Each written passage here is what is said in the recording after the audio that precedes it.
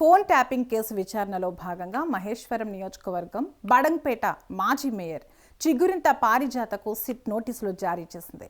ఆమెతో పాటు భర్త నరసింహారెడ్డి కూడా విచారణకు హాజరు కావాలని అధికారులు సూచించారు. బీఆర్ఎస్ ప్రభుత్వ హయాంలో తమ ఫోన్లు ట్యాపింగ్కు గురయ్యాయని సిట్ గుర్తించిన నేపథ్యంలో కేసుకు సంబంధించిన వివరాల సేకరణ కోసం ఇద్దరిని కమాండ్ కంట్రోల్ సెంటర్లో విచారణకు పిలిచింది. మా మీద ఫోన్ ట్యాపింగ్ జరిగిందని ఆ కేసు విచారణకి రావాలని అధికారులు ఆదేశించడం జరిగింది.